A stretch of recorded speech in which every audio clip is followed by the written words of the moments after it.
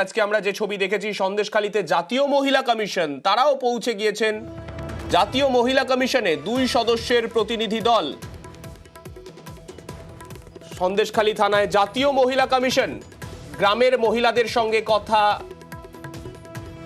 গ্রামের মহিলাদের সঙ্গে জাতীয় মহিলা কমিশনের কথা এবং সেই কথায় আমাদের সঙ্গে রয়েছেন আমাদের প্রতিনিধি জিয়াউলের থেকে জানতে চাইবো, জাতীয় মহিলা কমিশন আজকে গেলেন, থানাতে গেলেন, কি কি বিষয় মূলত আলোচনা হলো? একদম দেখো, এর আগেই কিন্তু 10 জনের মহিলা অর্থাৎ সেখানেও কিন্তু মহিলা টিম অর্থাৎ পুলিশের মহিলা টিম তারা কিন্তু সন্দেশখালী থানায় ঠিক 10টা নাগাদ আসেন। তার 1 ঘন্টা পর 11টা নাগাদ আসেন জাতীয় মহিলা কমিশনের 2 জন প্রতিনিধি দল। ফলে তারা এই 2 প্রতিনিধি দলই কিন্তু একেবারে সন্দেশখালী থানায়, সেখানে ইতিমধ্যে পুলিশের অর্থাৎ বসিরহাট পুলিশ সুপার উপস্থিত ছিলেন, ডিআইজি বারাসাত তিনি উপস্থিত ছিলেন। তাদের সঙ্গে দীর্ঘক্ষণ বৈঠক করেন এবং 12টা 10-20 নাগাদ তারা 2টো ভাগে ভাগ হয়ে যায়। একটি জাতীয় কমিশন, যেটি একেবারে সেই কমিশন পাত্রপাড়া এবং ওইদিকে তারা বেরিয়ে যান, এলাকার মহিলাদের সঙ্গে কথা বলেন। অন্যদিকে এই যে 10 জনের প্রতিনিধি দল, সিআইডি সমাজ সাহ মিত্র নেতৃত্বে 10 জনের প্রতিনিধি দল, তারা একেবারে লস্করপাড়া, অর্থাৎ এই লস্করপাড়ায় প্রথম কিন্তু আওয়াজ উঠেছিল যে উত্তম সর্দার এবং এই শিবপ্রসাদকে গ্রেপ্তার করতে হবে। তার কারণ দীর্ঘদিন ধরে মহিলাদের উপর অত্যাচার করেছে, মহিলাদেরকে মানসিক টর্চার করেছে, হেনস্থা করেছে এবং আরো মহিলাদেরকেই মূলত শারীরিক অত্যাচার করেছে।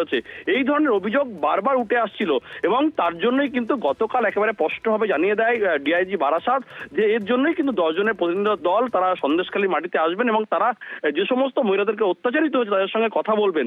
ফলে সেই মতো ঠিক 12টার সময় তারা একেবারে এসে এই যে লস্করপাড়া, যেখান থেকে সবার আগেই আওয়াজ উঠেছিল যে এই শিবপ্রসাদকে গ্রেপ্তার করতে হবে এবং উত্তম সর্দারকে গ্রেপ্তার করতে হবে, এরা এতটাই মহিলাদেরকে অত্যাচার করেছে, হেনস্থা করেছে, ফলে তাদেরকে অবশ্যই গ্রেপ্তার করতে হবে।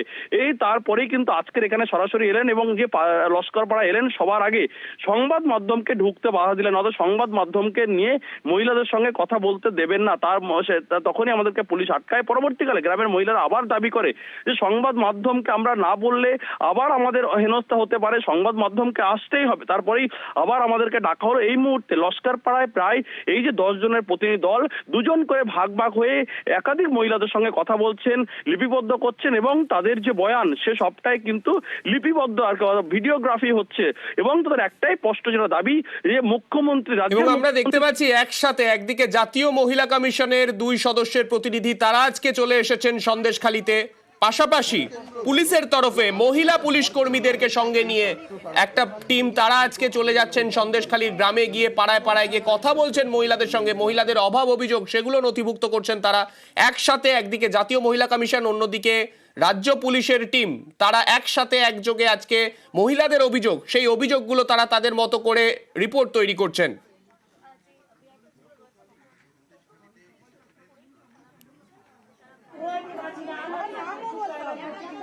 একদিকে সন্দেশখালীতে জাতীয় মহিলা কমিশনের 2 সদস্যের প্রতিনিধি দল,